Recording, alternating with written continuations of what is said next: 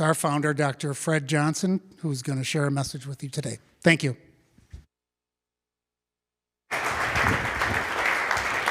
Hi, everybody. So we have, by the way, I really appreciate being from the South.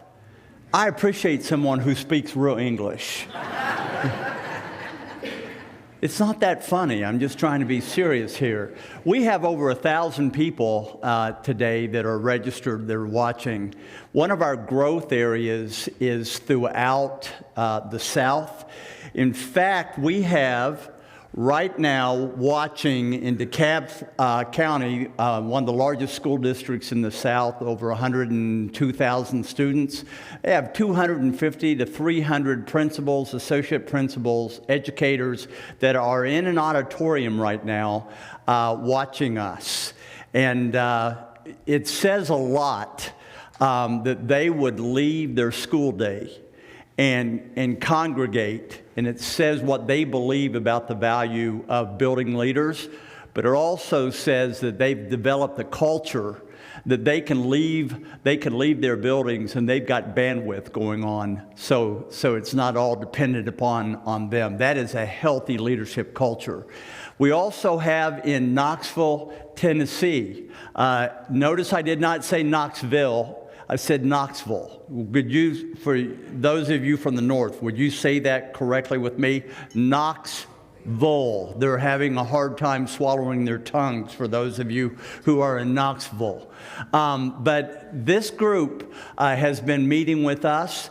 This is a special day because Dr. Paul Mettler, who has been one of my right-hand people he was with me when we started. He helped me to write the very first manual that he followed me around for 3 years and took everything out of my head and put it down on paper in a way that we could all understand.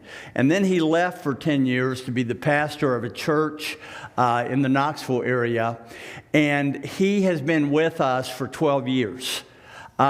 Today is his last day with us, his last think tank with us. He's moving into another season in his life, and we wanted to celebrate Dr. Paul Mettler. We love him. He also has been a key contributor to me. He's helped me to write 2 of the books that we've written. And Paul, we just want you to know that we love you. We're thankful for everything that you've done. And I just wanted to say, let's give a warm thank you to Paul.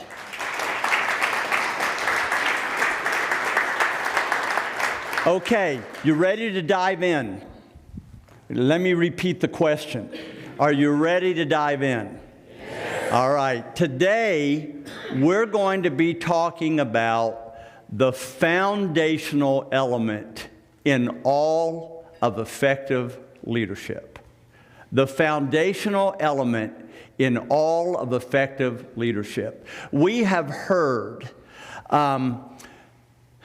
one of the key figures in leadership today is Dr. John Maxwell, who mentored me for 7 years. And he talks about influence. That leadership is no longer about title. Leadership is no longer about position. Can you be a leader without a title? Can you? Absolutely. Can you have a title and not be the leader? Absolutely. We've all had those folks. I am not going to ask you to look to the person next to you if your supervisor is with you. And so leadership is about the ability to move people to think differently, to do differently, because they choose to. But you cannot have influence if they don't trust you. Would you agree with that? Trust today is the key to all effective leadership. There's 3 kinds of trust. 2 of them are unhealthy. 1 is healthy. You ready to roll? We're going to take a lot of notes. The first kind is called, it's hard to say it, unhealthy trust. Unhealthy trust is trust that is given too quickly. without having been earned. Have you ever been on a plane and you sit down with someone and you're wanting to be polite and you say, "How are you?" And they begin unexpectedly to tell you how they are. They tell you about their 4 divorces. They tell you about the hemorrhoid surgery that they're about to have. Or maybe that they've had, and they want to warn you of the post-surgical implications that you may be aware of in just a moment. While they're talking to you about all these things, what are you thinking? What are you thinking? Why did I open my mouth? Oh my gosh, you were just really trying to be polite. Why? What are you thinking? Too much information. Why is it too much information? Because you haven't earned the right to have that kind of intimacy. They're in your personal space. That is trust that is given too quickly without having it being earned. It's actually quite manipulative. The unwritten contract is, I'm going to be completely vulnerable. I'm going to open the kimono. And what is the unwritten expectation? What's the unwritten expectation? That you have to do the same thing. And if you don't do the same thing, you're the bad person.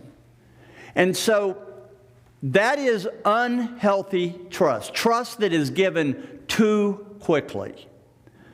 On the other end, you have unhealthy distrust. Have you ever been around people that no matter how trustworthy you are, they will never trust you?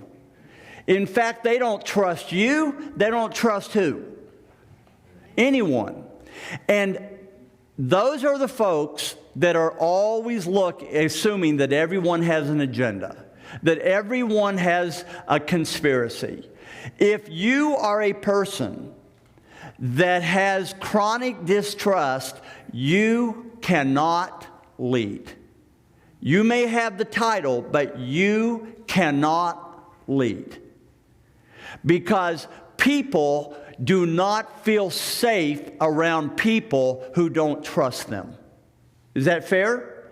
And when you don't feel safe, are you going to be real with that leader? You're going to tell that leader what that leader wants to hear and nothing else. In the third kind of trust, which is the healthy trust, and it's called healthy trust. This is deep stuff, you guys. Healthy trust, Ronald Reagan used to talk about that in the 80s. He would say, trust, but what? Verify. Trust begins with an event.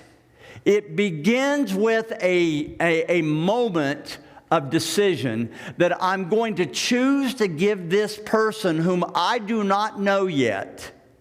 I'm going to give this person the benefit of the doubt. And I'm going to give them the ability to build trust with me. That's called, in our process, our leadership process, that's called giving someone 20 cents.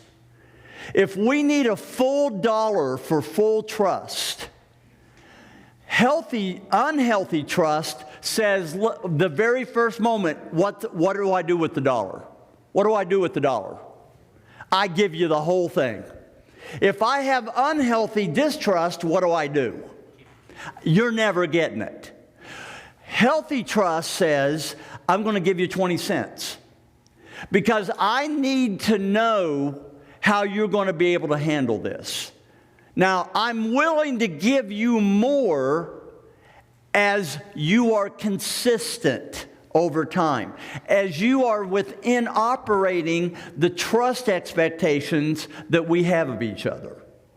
And you can either add to that 20 cents or you can take away from that 20 cents based on your decisions, based on your behavior, based on how you treat each other.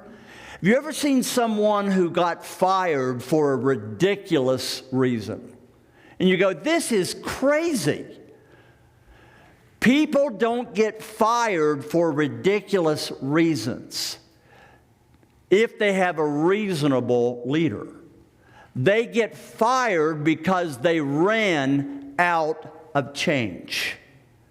They ran out of trust. They made a 2-cent error, a little 2-cent mistake, but they only had 1 cent left. And it wasn't about that moment. It was the sum impact. And finally, we've run out of change. Make sense? Now, today, we're going to talk about why trust is so important. Trust, there are 5 components to trust. I used to say 3, but I've added 2. And just, you guys know how I screw up numbers, so I'm going to have my list. Number 1 is character. Can I trust you with my wife, my life, and my wallet? Your trust is about who you are, not what you do. The second is competence. Do you execute well your responsibilities? Do you execute well on your responsibilities? When we ask you to do something, this is the third thing, do you honor commitments? It's commitments, it's competence, it's character. But it's also about clarity. It's also being a person that is being known that you are transparent. When you tell me something, I can trust that you're being real with me. I have a good friend who is scared to death of conflict, like most of us. Scared to death of conflict. And he doesn't want to rock the boat. He doesn't want to create discomfort. He doesn't want to hurt anybody's feelings. Those are reasonable things. And I had a conversation just a few days ago, and I said, look, at the end of the conversation, I said, do you have any concerns? Do you have any questions? No, we're all good. And then I find out a couple weeks later that he wasn't good. And that he told someone he had some questions about that. And that is this person's pattern. Now, does that, good intentions. He doesn't want to hurt anybody's feelings. He doesn't want to make you upset. And so he's not real in the conversations. And if that's a pattern, what happens to trust? What happens? It goes down. Is this person being real? Is this person being honest with me? One of the marks of the characteristics of trust is that you voice your concerns. You state what is on your mind in appropriate ways. You're real. And people don't have to take the guesswork. Well, what do they mean? Is it honest? And then the last one is care and compassion. There is no trust if you don't care about people. You cannot have trust without compassion.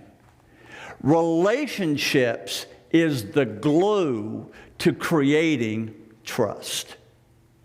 Does that make sense? Now, you all, I've had leaders who say, you know, Dr. Fred, don't give me this touchy, foo-foo, soft stuff. You know, all I need to know is they just need to know I'm in charge. And when I tell them what to do, I just expect them to do it. It's pretty simple. Is it that simple? No.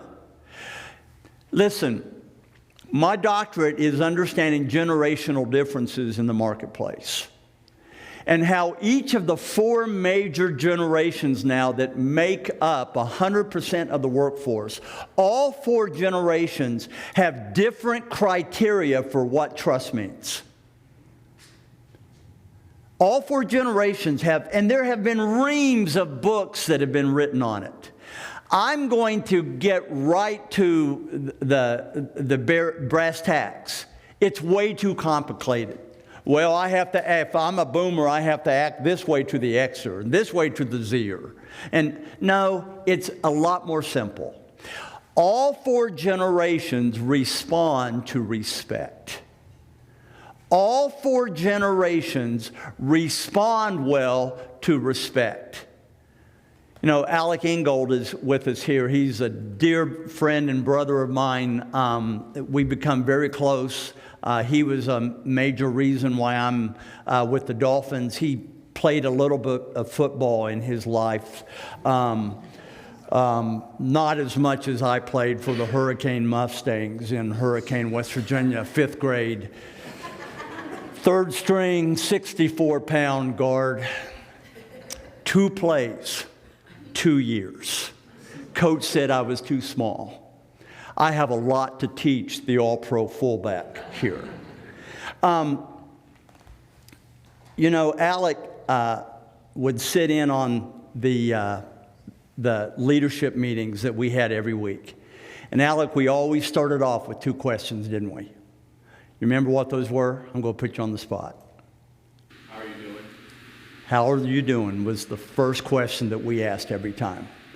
You want to see a bunch of folks who don't trust? Sit in an NFL leadership room where they've seen people like me come and go and come and go and come and go and have no impact. Here we go again, coach's guy. And every week we'd start the meeting off. And the first time they looked at me like, what? And I'd say, no, I really want to know, how are you? And they'd talk about football. No, that's not what I asked. I want to know about how you doing. Tell me about your daughter. Tell me about your wife. Tell me about you. And we kept drilling that. And eventually they got the message that the question was genuine. Today you open meetings with the most important question that you can ask: how are you? Because we know that people will not trust you. People will not trust you if they don't feel that you care about them genuinely. The second question that we ask, and I don't expect you to remember this one. Do you remember what it was? What are you thinking? What are you thinking? When I ask genuinely, what are you thinking? What am I communicating? That's my favorite question to my team. What am I communicating to my team? What am I communicating? When I open the meetings, building trust. Willingness to listen. I want to listen. Why do I want to listen? Because I respect what you have to say. Listen, you cannot build trust in a non-collaborative environment in today's world. You cannot. If you don't, look, Justin, I'm really glad that you're here. I'm really thrilled. But by the way, until you've been with us, keep your mouth shut for 2 years. Okay? I don't want to hear what you have to say. You haven't earned the right to speak yet. Have you ever been in an environment like that? What did I just tell you? What did I just tell you? I don't trust you. And so if you are a leader who has to be in charge, it has to be your way or the highway. That if it's not done your way, the answer is no. I promise you, you've got a trust deficit. This is an area that you have to grow in. And so respect is, do you include me? Do you want my input? Do you involve me? Do you empower me? That is respect. Now, I think that in high-performing teams, trust is the missing element that leaders overlook over and over. If you'll show this slide, some of you may have seen Simon Sinek teach upon this. He was actually shown this by the same guy we used to have several years ago on our team, the director of training for all of the Navy SEALs. This guy knows how to build high-performance teams. And he would tell us when they are building a high-performance teams, there are 2 factors that they look for. First of all, how many of you have seen this? They look at performance. And they also look at trust. Now, if you want to see way over here, if you show me the second slide, up here, this is a high-performing individual that no one trusts. This is someone who is the high salesperson who brings in more revenue than anybody else, but is a walking toxic dump. Have you ever been around that folk? And everyone knows that they are the walking toxic dump. But why do they get away with it? Why? Because they bring in the money. What you've just said to your team is there is only one thing that matters. Do you bring in short-term production? That's it. You can behave any way that you want to, but as long as you score more touchdowns than anybody else, as more than you have more receptions than anybody else, you can be anybody you want to off the field. Don't forget this. If you allow this to happen in your team, what you tolerate, you replicate. What you tolerate, you replicate. You want to have a team that doesn't trust each other? You want to have a team that under the surface they're all talking about that our leader talks one thing and does something else? Don't hold this person accountable for the behavior that is eroding their trust. Make sense? This is the most toxic person on a team. Down here is low performance and low trust. No one wants this person. Someone who's scared to death of losing their job will tolerate this person. Up here, you have high performance and high trust. Everyone wants this person, but they're few and far between.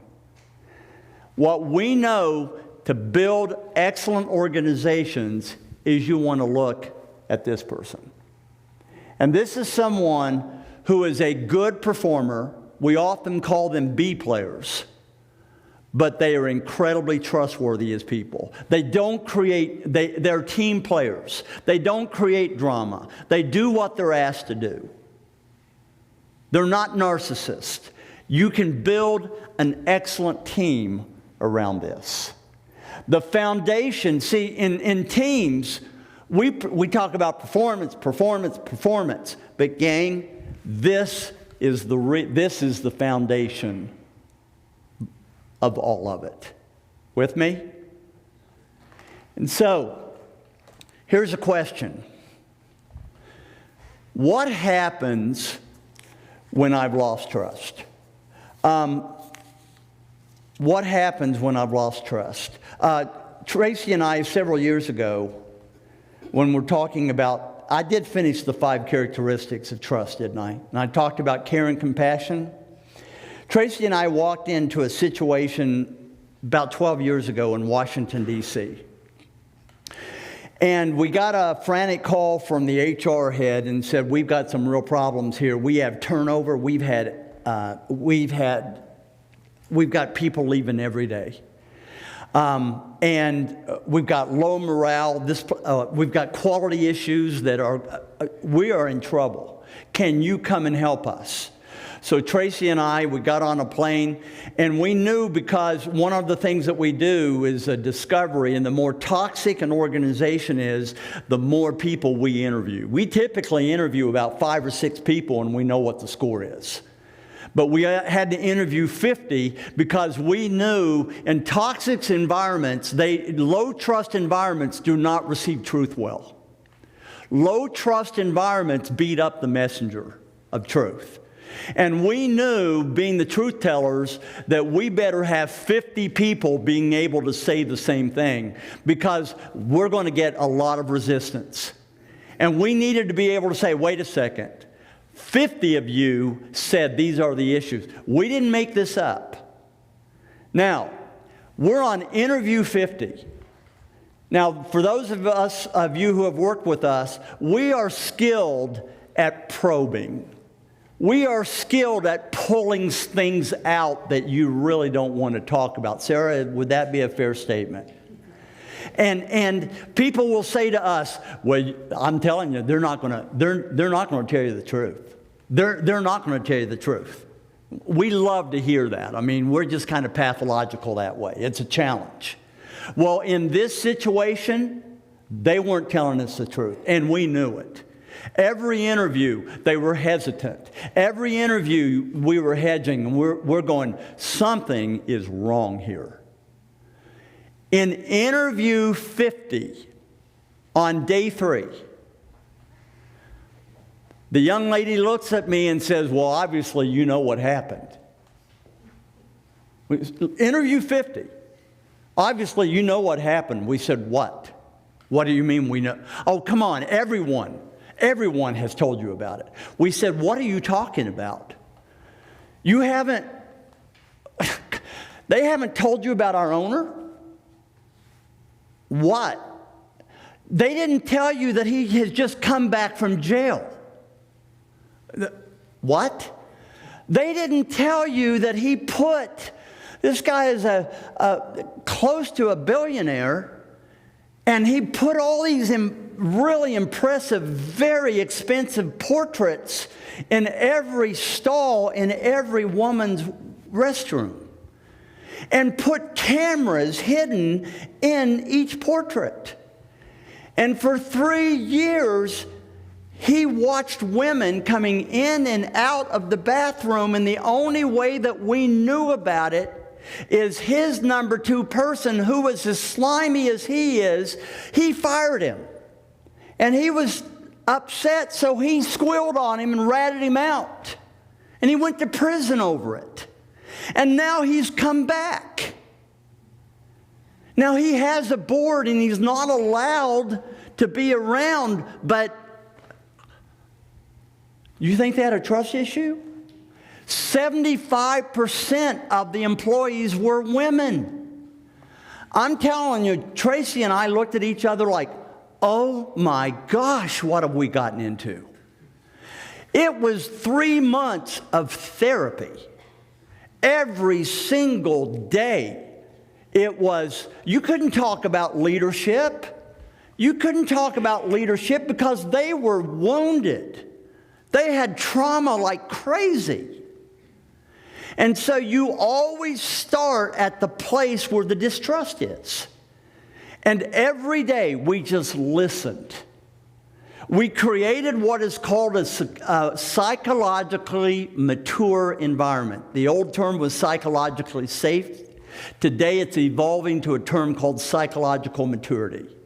And in a psychological mature environment, you have appropriate confidentiality, not secrets. We saw what secrets did. Confidentiality is information, if it's shared, is harmful. Secrets are, if it's not shared, it's harmful. And these people needed to know that anything they told us was not going to come back and bite them in the tail. And it took a while for them to realize that and to believe that. And we kept listening over and over and over until they really saw that we genuinely believed in them, cared about them, and cared about their ability to heal and find meaning in their life again. And eventually it got to the point that they said, okay, can we move on now?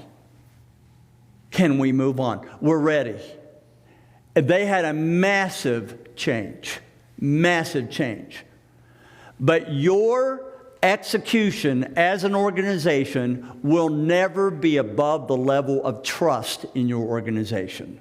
Trust is the determiner of your success. You guys with me? Now, what about when trust has been damaged? What about when you have done things in your life that has damaged or even destroyed trust? How do you repair it? How do you repair damaged trust? There are 4 stages to repairing damaged trust. You ready? The first stage is what I call the no way stage. There is no way that that person is going to change. No way in heck. You ever been there before? There's just no way. Second stage is I see that person is changing his or her behavior. But it's an act. It's called just acting stage. I don't believe it. It's an act. It's not real. It's not sincere. That's phase 2. Phase 3 is the no muscle memory stage. I see, and this takes time, I see that this person is genuinely working on changing. I see that they have taken responsibility. They've owned their stuff. I see that. But my fear is it won't last. And as soon as this process is over, they're going to go back the way they used to be. Their heart is in the right place.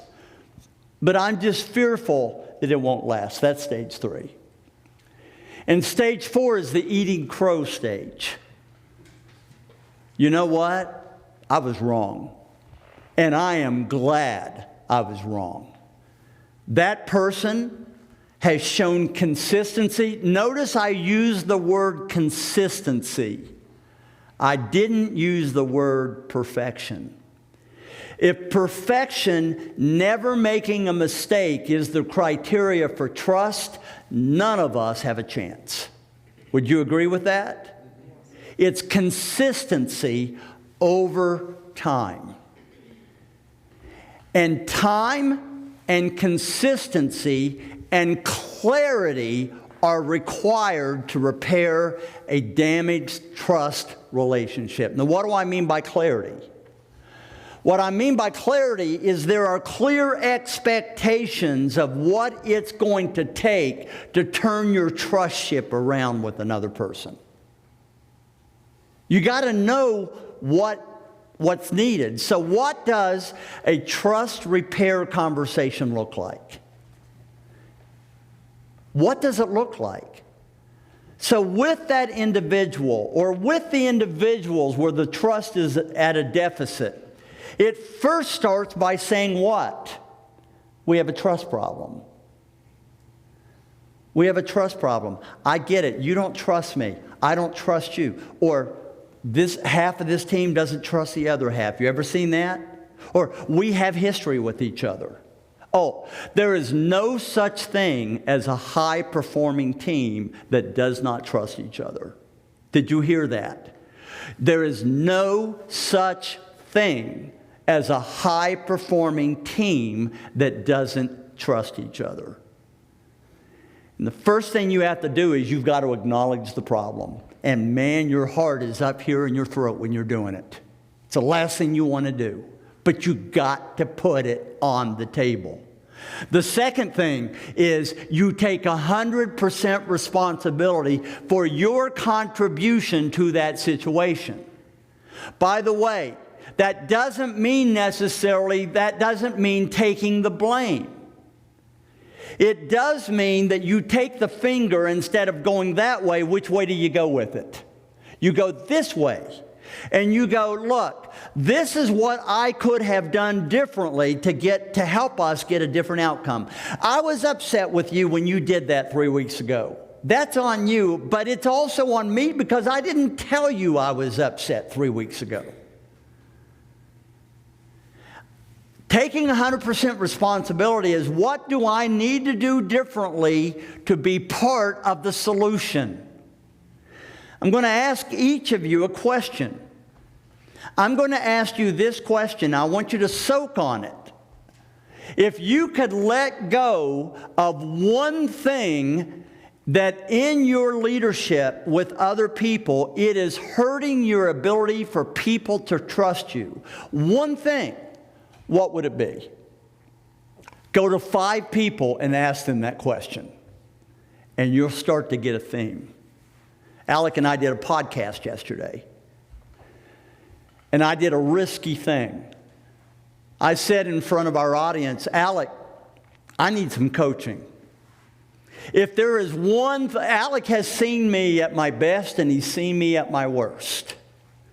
I said, Alec, if there's one thing that I need to stop doing, that if I stop doing it would help my ability to increase trust with other people, what would it be? And he looks at me and he says, Dr. Fred, you have a control problem. I was shocked. I'm the only person here I'm sure has a control problem. He said, when things there are things that I saw that were driving you crazy, and they drive me crazy, but they were out of your control. You'd have all this anxiety about it. You got to let go of things that you can't control and trust the process. Because when you're anxious, you make everybody else anxious.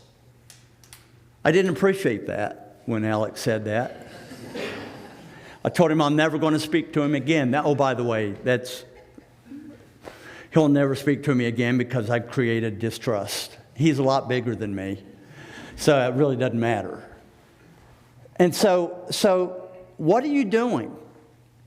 My son Chris has this statement that leadership growth is not about learning more new stuff.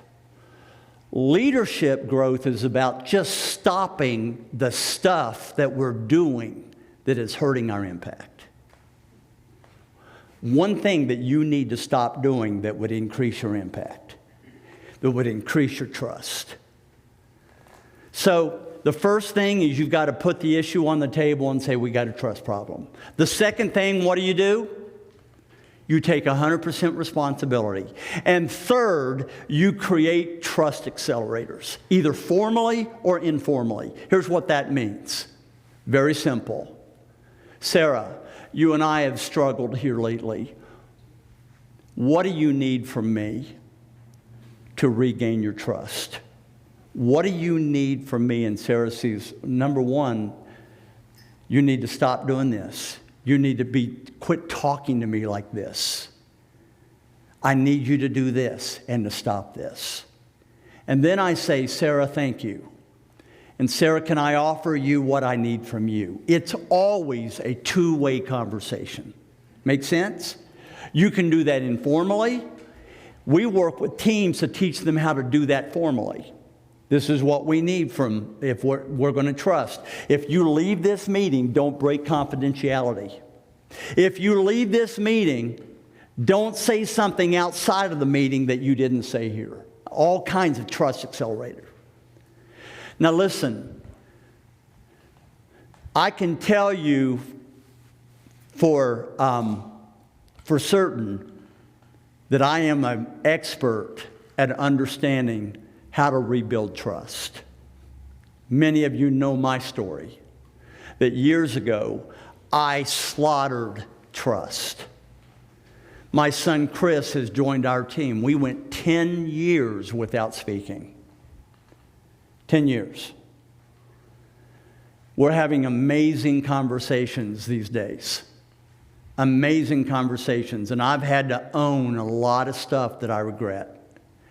And there are times, though, that no matter what, there will be people that will leave you in that box for the rest of your life.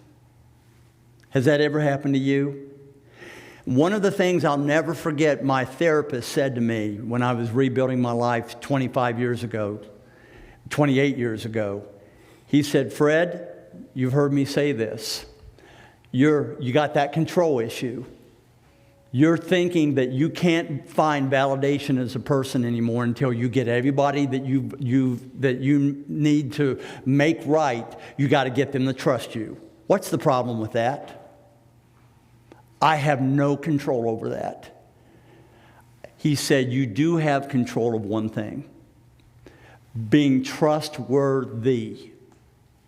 One day at a time, and you stack another day, and you stack another day. And you stack another day. Oh, I screwed up today. I own it. I admit it. I put it on the table. And I move forward.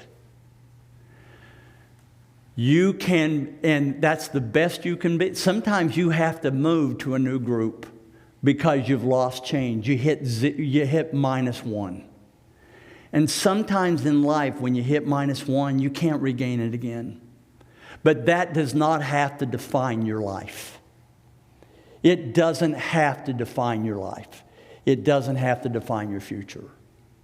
Make sense? And so you all, most important, if you're going to trust people, you got to start working on trusting yourself. You cannot give out what you don't have. If you're stuck in 2.7 thinking, I'm not enough, everyone else in your life will not be enough. Trust starts with learning to love and to believe and trust in yourself. Trust starts with changing the narrative from I am not enough to I am enough. Is this helpful? Any comments? Any statements? Does this resonate with you? Tell me what you're thinking. We got 2 minutes. What are you thinking? Leadership teams, great leadership teams, don't have crickets. I'm testing your leadership right now. Kyle, what are you thinking? Thinking about the graph that you have up on the back there, and like in an organization, how sometimes if you find the right people that are even in that bottom right corner, if you got good coaching, you can raise the performance, and how important the right side really is in the graph. Kyle's saying that you can even take someone that's low performing, but is coachable, who has high trust as a person, and you can help raise them from here to here. Great. Who else? If you'll talk up a bit, anybody else? What are you thinking? Yes, sir. Trust is not just who you are as a professional, but who you are as a person. Yeah. The way it connects from your professional life to your personal life, you can't separate them. No. Did you hear that? The old idiom is business and personal is personal. The last 3 generations that are now make up 94% of today's workforce says that's a bunch of baloney. They reject the fact that you can do anything you want in your personal life and be a leader at home. You can do anything you want at work and be a leader in your family. Who you are is the determiner of the trust that you develop. They flow together. Make sense? One last person. Anybody? Question from the chat. Yes. How can you determine when to share your personal story and show vulnerability as a leader and yet not share too much too soon? How can you share? Is it possible to share too much too soon? Let me just say this. I would rather be guilty of sharing too much than not enough. If people sense that you're being sincere and that you're being vulnerable, and you're not being vulnerable so that they'll trust you. If you're being vulnerable because they trust you, that is artful manipulation. You're being vulnerable because it's the only way for you not to go back into that untrustworthy behavior. I had a person who said to me, the 2 things, Fred, that will put you back into addiction are lying about it and shame. You have got to work on your I'm not enough issues, Fred. And Fred, you have to, when someone asks you about your past, assuming that it's a person that is not asking from a place of negative intent, that's the key. If the other person you're sensing is operating with positive intent, share with them. There are some people in your life that are dangerous. If you're sensing it, trust it. Back off and let time determine if they become safe or not. But I would rather be vulnerable and be taken advantage of rather than not be vulnerable, never be taken advantage of, but I'll never connect with people because they don't see my heart. Make sense? Has this been helpful? All right, you all. Thank you for being with us. Let's give ourselves a hand.